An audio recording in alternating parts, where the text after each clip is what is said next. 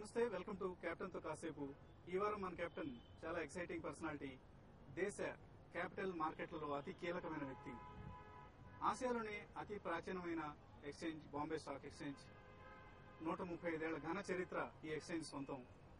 అలాగే బిఎస్సిగా అందరూ ముద్దుగా పిలుచుకునే ఈ ఎక్స్చేంజ్ ప్రధాన సూచి సెన్సిటివ్ ఇండెక్స్ సెన్సెక్స్ కదలికలు పరిశీలిస్తే చాలు భారతీయ ఆర్థిక వ్యవస్థ గమనం, అలాగే భారతీయ క్యాపిటల్ మార్కెట్ల గమనం ఇటే అర్థమవుతుంది. అంతటి ప్రాముఖ్యం ఉన్న ఈ BSE managing director and chief executive officer Madhu Kannan ప్రస్తుతం మనతో ఉన్నారు.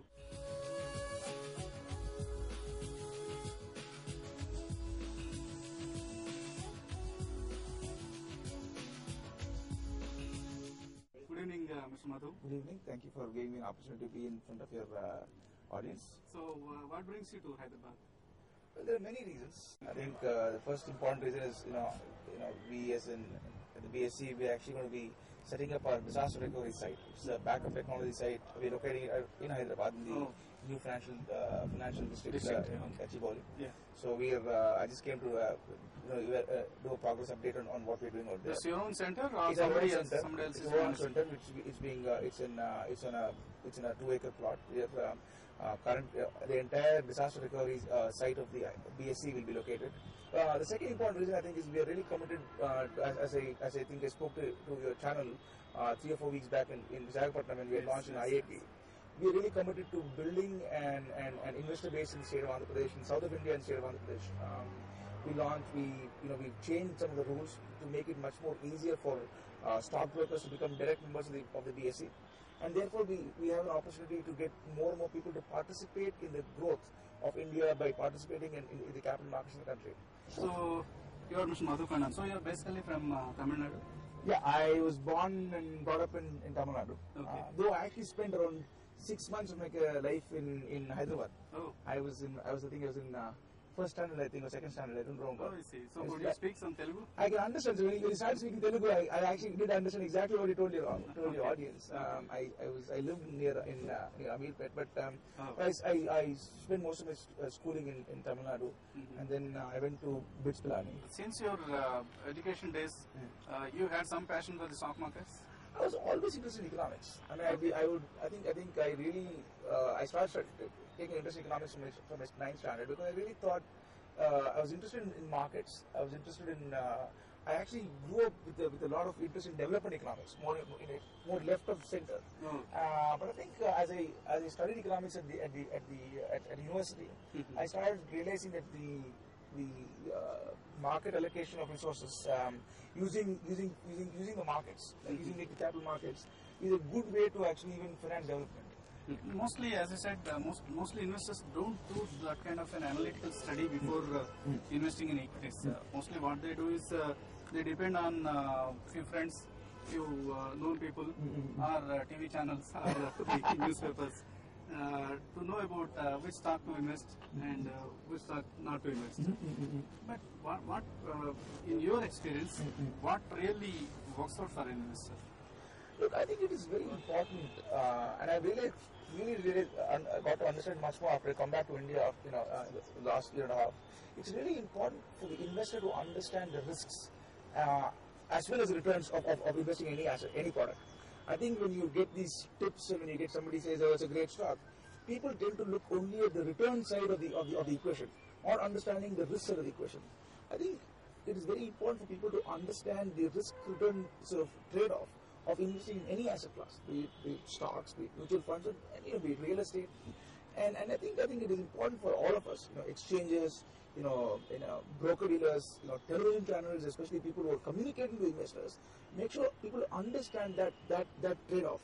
And once you understand the risks involved and the risk-adjusted return, then if you make the investment, it's a much better investment than more one which is based on sort of as you said somebody giving advice or somebody you watching a TV show where it's more what I would say not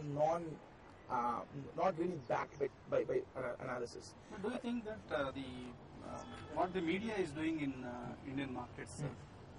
Do you think that it's professional advice like it's in US or any other developed markets? Look, I think the media has got a very important role to play. Because day in and day out, all the channels and the newspapers, the print, pink papers, day in and day out, they keep advising investors left, right, and center, and they don't take the responsibility when it comes to the other side of the coin. Look, I'm sort of careful now how I answer this question. I think the way I put it is, look, the media is a very, very powerful medium for us and it's also a very important stakeholder in the entire financial ecosystem, because it's a very powerful tool for us to communicate to the end user. And look, I think let's understand that the end user primarily, at least from a domestic perspective, is your retail investor. And today, as a country, and despite on a comparative basis, we are literally small capital market on a global scale, but still we've got so many business channels and business newspapers and talking about the markets. I think it's a very powerful tool, and it can be really used very effectively to communicate, as I said, and educate people on the risks and rewards, and make them more aware of opportunities and the risks associated with various investment choices. So my philosophy is, as long as you disclose to the investor, right, the conflicts, if any, and as long as you are actually educating them on different ideas, the media is a very powerful channel. And I think we as a country, I think should try to leverage the power of the media to get more and more people to get more involved in this the growth of the equity markets, the growth of sort of other asset classes in the country. The retail investor is slowly, his participation in the stock markets, equity markets, is slowly getting diminished.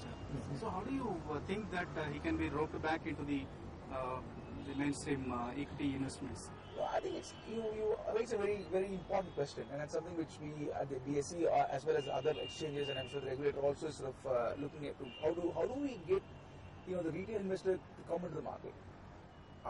Look, one of the things is, can we start invest education and making them aware of the advantages of this asset class, vis-a-vis the alternative asset classes like bank deposits, gold, or real estate. I think giving the awareness is very, very important. The second thing is, I think I would say that we are going to be seeing eventually at some or a period of time more and more retail money coming to institutional to the institutional mechanism. That's through the mutual funds and pension funds. And I think we got to start looking at retail order flow or retail participation, not just by direct participation in the market, but if I'm actually do you think that the direct participation is a dangerous route to get into the markets?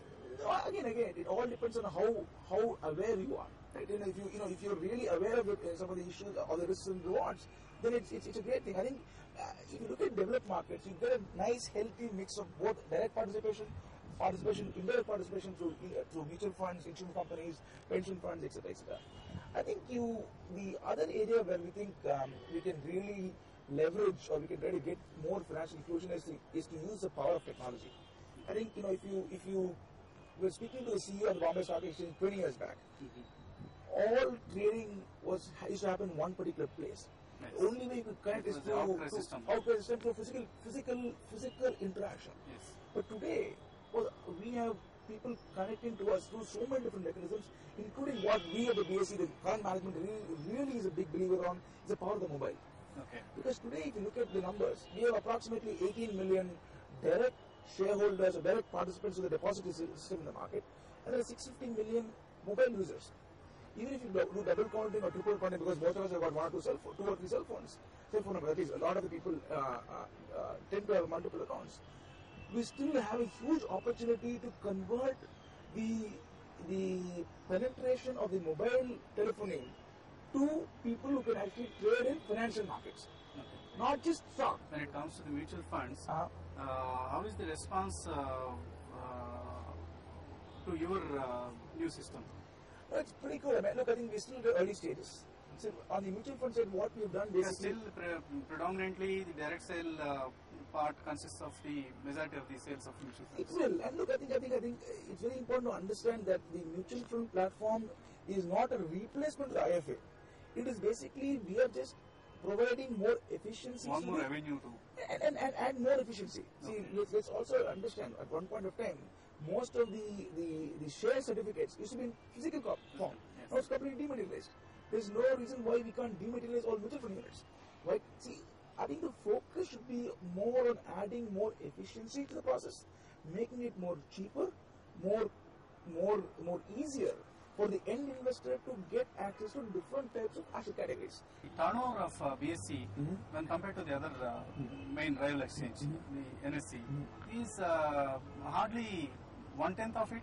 Or on the equity segment, we do around 23 to 25% of the market share in the equity segment. Okay. On the derivative segment, we're still in the process of trying to relaunch. We've had some issues with it. And yes, what took you so long to introduce derivatives trading on BSE? Derivatives trading has been on the BSE for a long time. Okay. I think what we are trying to do, the new management is trying to do, is basically trying to look at the derivative markets and see how we can relaunch a product which unfortunately not worked on the BSE platform for a variety of reasons, going back into time. So what I try to do is to, we do 2 or 3 things, and that will answer maybe your question on, what are we trying to do to catch up. Okay. Look, clearly you need to get more members to become members of the derivative segment. So we launched a program by which we cut the entry transaction cost? entry barrier of becoming a BSE member significantly. Yes.